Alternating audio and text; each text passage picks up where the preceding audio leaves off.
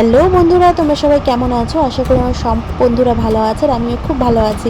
ব্লগটা ছাড়তে একটু দেরি হয়ে গেল, কি বলো তো বন্ধুরা, এটা জন্মাষ্টমীর আগের দিন বিকেলে, তো ভিডিওটা আমার অনেকটাই দেরি হয়ে গেছে পোস্ট করার জন্য। তো সেদিন বিকেলে বেরিয়েছিলাম একটু গোপালের জন্য কিছু আনার জন্য, গোপালের জন্য জামা, তারপরে টুকিটাকি কিছু আনার জন্য। তো তাই জন্য আমি, মা আর বাবু দেখো বেরিয়ে গেছিলাম।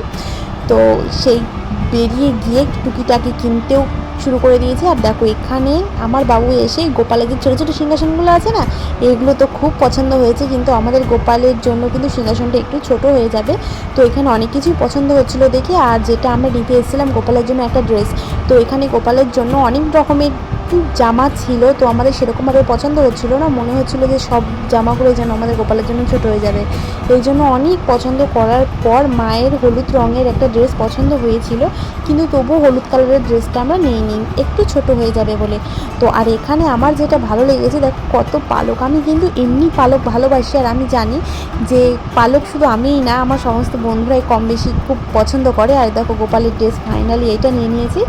তো বন্ধুরা, তোমাদের এই ছোট্ট যদি মিনি ব্লগটা ভালো লাগে, একটুখানি লাইক কমেন্ট করো, একটু সাপোর্ট করো।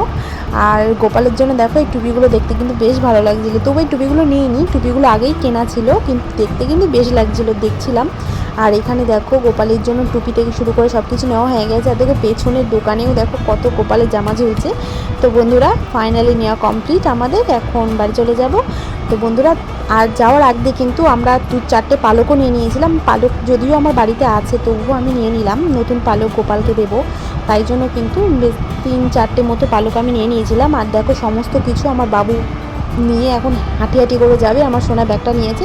তো বন্ধুরা টাটা। বন্ধুরা, তোমরা সবাই খুব ভালো থাকো, আবার চলে আসছি অন্য কোনো ব্লগের সঙ্গে খুব তাড়াতাড়ি।